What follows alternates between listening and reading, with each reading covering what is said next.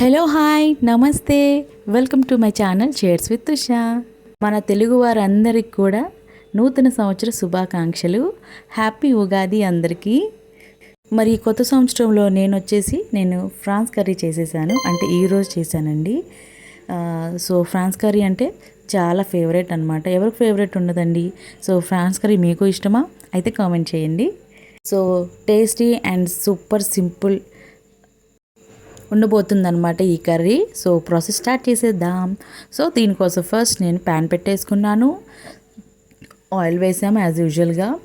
Oil వేసేసుకున్నాను. Oil heat ఎక్కిన తర్వాత ఉల్లిపాయలు ఒక మీడియం సైజ్ 2 ఆనియన్స్ తీసేసుకున్నాను. ఆనియన్స్ని జస్ట్ ఒకసారి అట్లా మిక్సీ పట్టేశాను, గ్రేవీ కర్రీ కోసం అనమాట. సో సమ్మర్ వచ్చేసిందండి, ఆల్మోస్ట్ మనకు వచ్చేసింది. సో కొంచెం గ్రేవీగా ఉంటేనే తినబుద్ధి అవుతుంది. సో కొంచెం గ్రేవీగా ఉండాలంటే ఇలా చేసుకోవాలన్నమాట. ఉల్లిపాయల్ని మిక్సీ పట్టేశాను అనమాట. మరీ మెత్తగా ఏం చేయలేదు, జస్ట్ ఒకసారి అలాగా మిక్సీ పట్టేశాను. అండ్ 2 పచ్చిమిర్చి యాడ్ చేసేసాను. అవి కొంచెం బాగా ఫ్రై అవ్వాలండి. కొంచెం రెడ్డిష్గా అయిన తర్వాత అల్లం వెల్లుల్లి పేస్ట్ని వేసాను. 2 స్పూన్స్ ఆఫ్ అల్లం వెల్లుల్లి పేస్ట్ కూడా వేసి మంచిగా ఫ్రై చేసుకోవాలి. ఉల్లిపాయలు అనేది డెఫినెట్గా ఎర్రగా వేగాలండి, అప్పుడు కానీ టేస్ట్ బాగుంటుంది. సో మనకి ఉల్లిపాయలు వేగిపోయినాయి. అండ్ నేను కరివేపాకు కూడా ఒక రెమ్మ వేసేసాను, సో మంచి ఫ్లేవర్ కోసం. కరివేపాకు కూడా కొంచెం వేగిపోయిన తర్వాత మనం శుభ్రంగా నీట్గా కడిగి పెట్టిన రొయ్యల్ని దాంట్లో వేసేసుకోవాలి.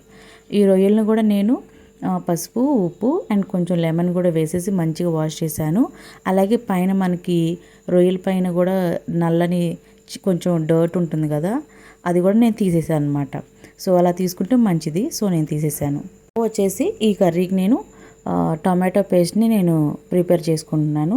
ఒక 4 టమాటాస్ తీసుకున్నాను, దాన్ని కూడా మిక్సీ పట్టేసి పక్కన పెట్టేశాను. అండ్ ఈలోపు వచ్చేసి కూరని మనం మూత పెట్టేసి కొంచెంసేపు అలాగా ఒక 5 మినిట్స్ మగ్గిచ్చేసుకోవాలన్నమాట. చూసారా, కొంచెం అలా మగ్గిపోయింది, దగ్గరికి వచ్చింది. సో మనం వేసిన ఆయిల్ కూడా కొంచెం పైకి వచ్చిందనమాట. సో అల్లం వెల్లుల్లి పేస్ట్, ఉల్లిపాయ వేగిందనమాట. అయితే నేను ఇక్కడ ఏం వేయలేదండి, ఉప్పు కానీ ఏమీ వేయలేదు, పసుపు కూడా జస్ట్ అలా మూత పెట్టేసి మగ్గిచ్చేసాను అనమాట. ఇప్పుడు మనం కొంచెం సాల్ట్ తర్వాత మనం అడ్జస్ట్ చేసుకోవచ్చండి, బట్ కొంచెం రొయ్యలకు ఇప్పుడు పడితే టేస్ట్గా ఉంటుంది.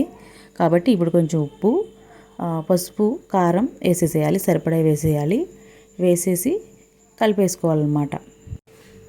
ఇలా మంచిగా కలిపేసుకున్న తర్వాత ఒక 2 మినిట్స్ మనం అలా ఫ్రై చేసుకుంటూ తర్వాత ఒక 5 మినిట్స్ మళ్ళీ మూత పెట్టి దగ్గరగా మగ్గించాలండి, మాడకుండా చూసుకోవాలి. కారం వేసాం కదా, సో అలా మగ్గించిన తర్వాత మూత తీసేసి మంట సిమ్లో పెట్టుకొని ఈ టమాటా ప్యూరీ మొత్తం వేసేసుకోవాలన్నమాట. చూసారా, మంచిగా టమాటా ప్యూరీ అంతా కూడా నేను దాంట్లో వేసేసాను. కర్రీస్ మనం వచ్చేసి చాలా రకాలుగా చేస్తారు, బట్ ఎవరి స్టైల్ వాళ్ళకు ఉంటుంది కదండి. సో నా స్టైల్ ఎలా చేస్తాననేది మీరు ఈ వీడియోలో చూడొచ్చు. డెఫినెట్గా టేస్ట్ మాత్రం చాలా బాగుంటుంది అండ్ అందరూ కూడా ఇష్టపడతారు అన్నమాట. కూడా స్కిప్ చేయకుండా చూడండి ఫ్రెండ్స్. కర్రీ నచ్చినట్లయితే ఎలా ఉందో కూడా నాకు కామెంట్ చేయండి. చేసుకున్న వంట నాకే కాకుండా వేరే వాళ్ళు కూడా కాంప్లిమెంట్ ఇస్తే హ్యాపీగా అనిపిస్తుంది కదా. సో ఫుల్ వీడియో అంతా కూడా చూడండి. అండ్ టమాటో కూడా మనం వేసిన తర్వాత మూత పెట్టేసుకోవాలండి.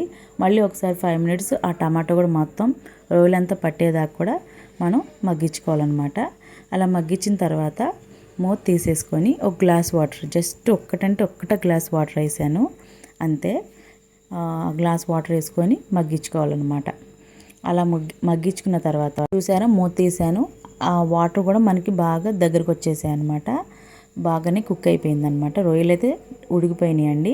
ఇంకొంచెం కర్రీ కొంచెం దగ్గర రావాలని చూస్తున్నాను. సో ఈ గ్యాప్లో నేను ధనియాల పొడి 2 స్పూన్స్ వేసేసాను అండ్ కర్రీ కొంచెం దగ్గరకు వచ్చిందనమాట. మళ్ళీ ఒకసారి ఒక 2 మినిట్స్ అంటే 2 మినిట్సే మూత పెట్టేసుకొని ఒక్కసారి మగ్గించుకోవాలన్నమాట. ఎంతైనా కానీ నాన్ వెజ్ కర్రీస్ కొంచెం బాగా ఉడకాలండి. అలాగే కారం కూడా కొంచెం ఉండాలి, ఉప్పు కూడా ఉండాలి. ఎందుకంటే ఆ స్మెల్ అది మనకి తెలియకుండా ఉండాలి. అలాగే టేస్ట్ కూడా రావాలంటే డెఫినెట్గా ఇవి మాత్రం మనం ఫాలో అయిపోవాలన్నమాట. కొత్తగా వంట చేసే వాళ్ళకి హెల్ప్ అవుతాయి ఈ టిప్స్ అని అనుకుంటున్నాను. అండ్ వచ్చేసి మెయిన్లీ ఇక్కడ వచ్చేసి నేను ఇందాక ధనియాల పొడి వేసాను అండ్ ఇక్కడ నేను ఇప్పుడు మిరియాల పౌడర్ వేస్తున్నాను అండి. జస్ట్ హాఫ్ స్పూన్ అంతే, కొంచెమే వేసాను. ఎందుకంటే కారం వేసాము, చిల్లీ వేసాము. ఎందుకు మిరియాల పొడి అంటే కొంచెం ఫ్లేవర్ బాగుంటుంది అన్నమాట రొయ్యల్లో, అందుకోసం. రొయ్యల్లో మనకి ఈ మిరియాల పొడి అనేది వేసుకుంటే చాలా బాగుంటుంది. ఫ్రై కూడా అలా వేస్తే బాగుంటుంది.